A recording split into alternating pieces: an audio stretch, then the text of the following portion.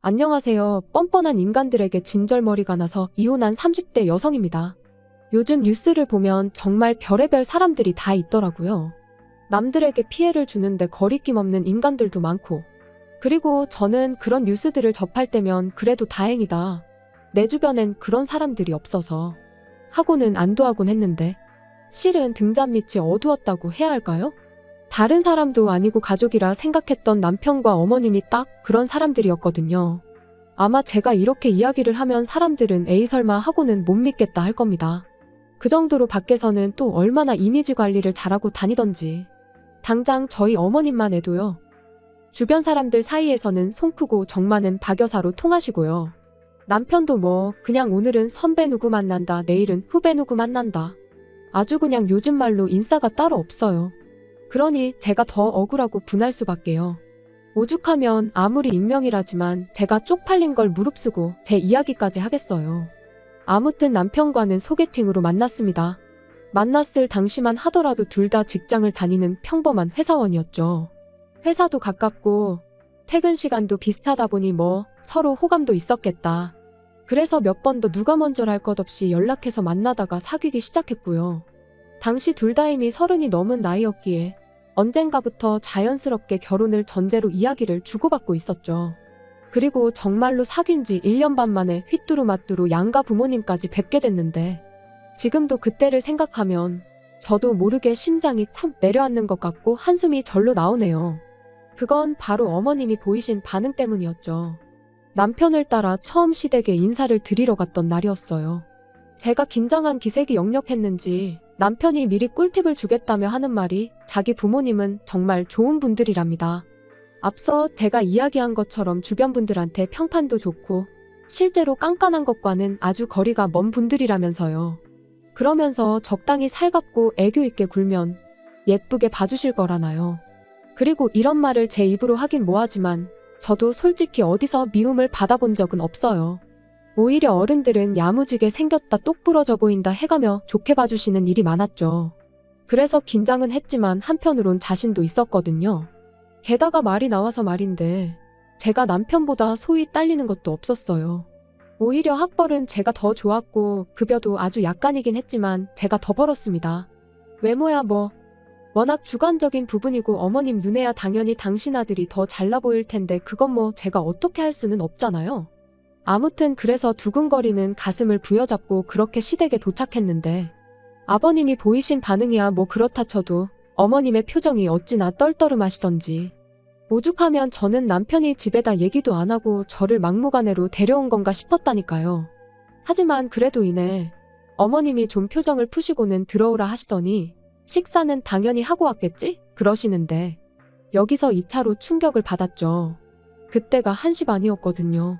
그리고 그것도 원래는 1시 약속이었는데 남편이 늦게 오는 바람에 늦은 건데 그리고 남편도 그땐 좀 민망했는지 아니 못 먹고 왔는데 좀 주시면 안 되냐며 능청을 떨대요.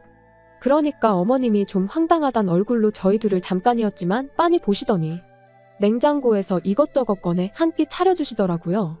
그런데 여기서 또 한 번 충격이었습니다. 먹던 반찬통을 그냥 그대로 내어주셨으니까요. 그러니 막말로 제가 무슨 밥 한 끼 얻어먹으려고 온 거지도 아니고 그래서 저도 깨작깨작 먹는 신용만 내다가 말았어요. 그랬더니 남편이 하는 말이 그래도 어머님 성의가 있는데 이건 아니지 않냐. 어이가 없었죠. 이 밥상 어디에서 도대체 성의를 찾아볼 수가 있는 건가 해서요. 게다가 그뿐만이 아니었습니다. 우여곡절 끝에 식사를 마치고 나니 남편이 제 옆구리를 꾹 찌르면서 설거지는 제가 하라는데 진짜 짜증이 나더라고요. 그런데 그때 어머님이 오셔서는 냅두랍니다. 당신 살림인데 왜 저를 시키냐면서요. 그리고 이때 전 솔직히 어머님을 다시 봤어요. 아, 어머님 성격이 원래 좀 털털하신 건가? 이런 모습이 바로 쿨한 시어머니인가? 그런 생각을 한 거죠. 그러면서 어머님에 대한 호감도가 급상승을 하고 지금 생각해보니 제가 너무 단순하고 멍청했다니까요. 그리고 이후로도 두어 번 더 시댁에 갔었는데 그때마다 어머님께선 딱히 저한테 뭘 시키시는 것도 바라시는 것도 없는 눈치셨어요. 그러니 저는 제가 좋은 어머님을 만났다 생각했고 그래서 저도 정말 좋은 며느리가 되어드리고 싶었죠. 그런데 황당하게도 결혼식을 올리기가 무섭게 어머님은 완전히 다른 사람처럼 변하셨습니다. 신혼여행을 마치고 시댁에 인사를 드리러 갔던 날이었어요.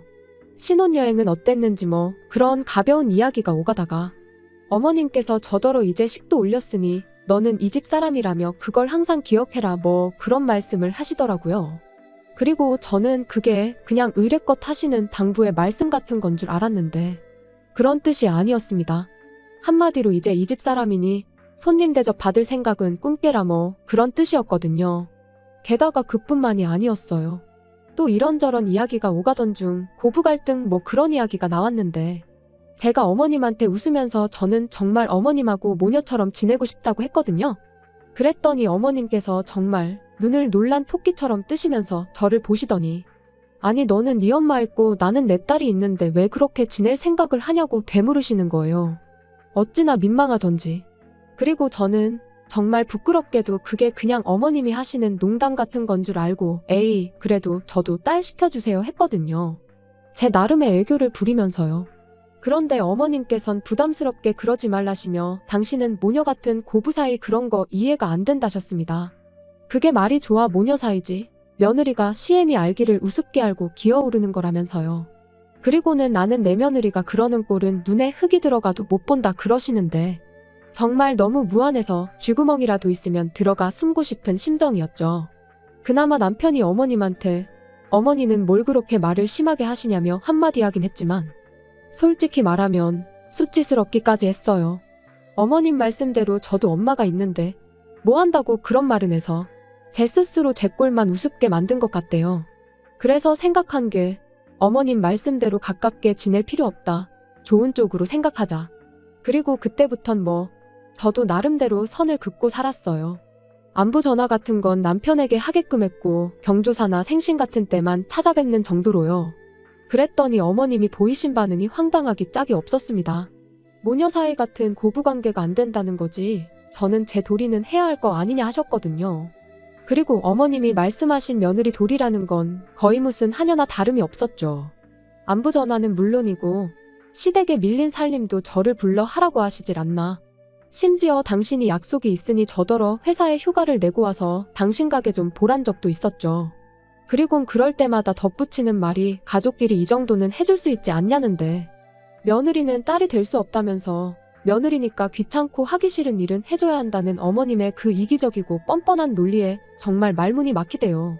그런데 저도 참 답답했던 게 솔직히 그런 어머님의 요구사항을 들어드리면 저를 좀 예쁘게 봐주시려나 하는 미련을 버리질 못하고 있었어요.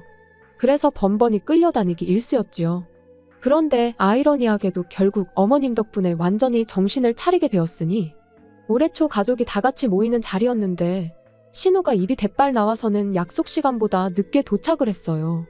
그래서 어머님이 왜 이렇게 늦었냐고 물으시니 심해부 때문에 짜증나 죽겠다며 심해부 욕을 하기 시작하대요. 그런 거 있잖아요. 돈도 못 벌고 능력도 없으면서 사람을 귀찮게 한다. 그러니까 저희 어머님께서 신우더러 혹시 모르니까 절대로 애는 갖지 말랍니다. 이혼할 때 애 있으면 골치 아파진다면서요. 그런데 그 일이 있고 한 달쯤 지났을 무렵 남편이 저 몰래 사행성 게임을 하다 1억이 넘는 빚을 졌다는 걸 알게 됐어요. 너무 충격이었죠. 이런 거 저런 거 다 떠나서 사람 하나 정직한 거 그거면 됐다 생각했는데 그래서 도대체 무슨 정신으로 그랬냐니까 언젠가부터 술자리에 나가면 돈 자랑하는 인간들이 그렇게 많더랍니다. 그리고는 예전엔 형형하고 따르던 동생들까지 떨어져 나가니 자기도 돈이 좀 있어야겠다 싶었다면서. 그래서 딱 1억만 따고 그만하려고 했는데 어쩌다 보니 빚만 늘었다나요? 정말 믿었던 도끼에 발등 찍힌다더니 그때 그 절망감은 지금도 잊혀지지가 않아요. 그런데 이 일이 있고 얼마 후 시댁에 갔다가 우연히 어머님과 남편이 나누는 대화를 듣게 되었는데 어머님께서 남편한테 왜 니들 혼인신고는 안 하냐면서 일단 그것부터 하라시대요. 혼인신고 안 하고 있다가 제가 이혼이라도 하자고 들면 그 빚은 너 혼자 다 갚아야 한다면서요. 열불이 나더라고요. 막말로 먹고 사느라 진 빚도 아닌데. 게다가 신우는 심해부가 속을 썩인다니까 바로 이혼 얘기부터 꺼내시더니 며느리인 저는 당신 아들이 진 빚 같이 안 갚고 도망이라도 칠까봐 전전긍긍하시는 그 모습이 참으로 이기적이다 싶었죠. 그리고 저는 남편이 도대체 어머님의 그런 말씀에 뭐라고 대답할지가 너무 궁금했어요. 그래서 귀를 쫑긋 기울이고 안방으로 다가가는데 그 순간 도어랑 열리는 소리가 나면서 아버님이 들어오셨거든요. 그래서 남편의 생각은 그 순간엔 알 수 없었지만 결국 그 본색을 감추진 못했어요. 이후로 저는 어머님에겐 어떠한 미련도 남아있지 않았기에 더 이상 끌려다니지 않았습니다. 무례한 요구에는 싫다고 정확히 의사를 밝혔고 바로바로 거절했지요.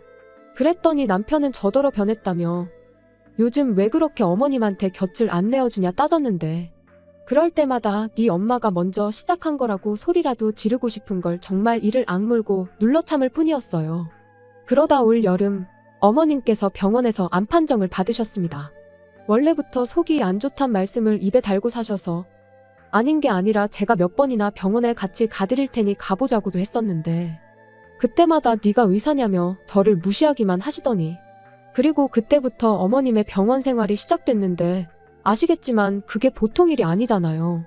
통원 치료도 했다가 입원도 했다가 그리고 그게 환자 혼자 오가기가 쉽지 않다 보니 결국 누군가 한 명은 붙어 있어야 했는데 어이없게도 다들 당연하단 듯이 제가 해주길 바라더라고요. 심지어 어머님 본인조차 말이죠. 그리고는 하는 말이 신우는 손끝이 야무지지가 못해서 그리고 지 남편이랑 사이도 안 좋은데 친정엄마 간호까지 한다고 하면 그쪽에서 좋다고 하겠냐입니다. 그러니까 제가 해야 한다고요. 어이가 없어서 신우 사정은 제 알 바가 아니고 신우가 못하면 저희 남편이 하면 되는 거 아니냐 했어요. 어머님 말씀대로 어머님 자식들이 있는데 제가 왜 어머님 병수발을 드느냐고. 저는 나중에 저희 부모님 편찮으시면 그때 병수발 들어드릴 거라고 했죠. 그랬더니 저희 어머님이 저더러 뭘 한 줄 아세요? 저더러 너는 내가 죽게 생겼는데 그런 소리가 나오냐면서 아주 치사하답니다. 그런데 저도 저 나름대로 지난 2년간 이제는 어머님이 저를 좀 아껴주실까 챙겨주실까 하는 기대에 이리저리 끌려다닌 걸 생각하면 너무 섭섭하고 서운하고 억울했거든요. 그래서 어머님이야말로 정말 저한테 치사하고 야박하게 행동하시지 않으셨냐고 따졌어요. 그랬더니 아주 귀찮다는 듯이 알겠답니다. 당신이 다 미안하고 잘못했으니까 회사에 얘기해서 휴가나 내래요. 이건 뭐 정말이지 옆구리 찔러 절받기도 아니고 사과를 받았는데 어째선지 기분이 더 나빠지더라고요. 그래서 됐다고 사과하지 마시라 했습니다. 저는 어머님하고 거리를 두고 지내는 요즘 얼마나 몸도 마음도 편한지 모르겠다고 그러니까 앞으로도 가깝게 지내고 싶지 않다고요. 그랬더니 남편이 저를 밖으로 끌고 나와선 하는 말이 아무리 맺힌 게 많아도 지금 어머님이 이렇게 편찮으신데 그러면 안 된다대요. 그러다 막말로 자기 어머니 돌아가시기라도 하면 저 후회할 거라고. 그리고 자기도 그렇게 되면 저랑 못 산다고요. 그래서 어머님이 돌아가시면 그게 암 때문이지 나 때문이겠냐 받아쳤습니다. 그리고는 당신이야말로 내가 후회할까봐 걱정하지 말고 당신 도리부터나 똑바로 하라고 했어요. 아들이나 딸이나 지엄마 아프다는데 그 병간호를 남한테 미룰 궁리나 하고 있고 아주 웃기지도 않는다면서요. 그랬더니 남편이 뭐라는 줄 아세요? 정 제 생각이 그렇다면 알겠답니다. 대신 제가 제 할 도리를 안 하는 거나 마찬가지니까 돈으로 5천만 원을 달래요. 그걸로 간병인을 쓰던지 해야겠다면서요. 진짜 제정신이 아니구나 싶었습니다. 그래서 그럼 내가 어머님 병수발 들면 네가 나 5천만 원 줄 거냐니까. 그건 아니래요. 그리고는 하는 말이 시어머니 병간호는 원래 며느리가 하는 거라는데 그래서 그동안 어머님이 그렇게 나를 이리저리 부려먹어도 말만 한두 마디 하고 말았구나 싶대요. 남편 생각엔 자기 어머니가 하는 행동이 다 옳아 보였기에 그걸 적극적으로 말릴 생각이 없었다는 걸 그제서야 확실히 알게 된 거죠.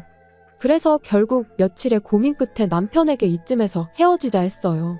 아무리 생각해봐도 어머님이 돌아가셔도 안 돌아가셔도 제가 욕을 먹을 건 뻔했고 남편이 앞으로 더더욱 어머니 편을 들면 들었지 제 편이 되어줄 것 같지도 않았으니까요. 아무튼 헤어지잔 제 얘기에 남편이 보인 반응은 뭐 울고불고 애가 따로 없더라고요. 가뜩이나 자기 빚도 갚아야 돼서 심란해 죽겠는데 어머니는 어떡하냐면서요. 그리고 그 순간 역시나 남편에게는 자기 자신과 어머님밖에 없다는 걸 확인한 저는 한층 더 후련하게 마음을 정리할 수 있었어요. 그래서 남편더러 나는 그간 할 만큼 했고 정말이지 그 노력을 단 한 번이라도 제대로 인정받아 봤다면 모를까? 이번에도 이러나 저러나 좋은 소리 못 들을 게 뻔한데 더는 내 인생을 쓸모없이 소비하고 싶지 않다 했습니다. 그래서 남편한테 너도 네 엄마가 나한테 어떻게 했는지 알지 않냐니까. 지금은 그런 거 생각 안 하고 자기 엄마 살리는 데만 집중하자는데. 그 또한 너랑 신우가 할 일 아니겠냐 받아치곤 더는 나한테 동정심 사려들지 말라 했네요. 그리고 그렇게 하루아침에 남남이 되었습니다. 건너 들려오는 소식으론 어머님은 아직 투병 중이시고 신우는 이혼을 했다나 봐요. 사유는 잘 모르지만 원래 둘이 위태위태했는데 이제 신우가 아주 어머님 일에만 매달리게 되었으니 그렇게 된 게 아닌가 싶기도 하고.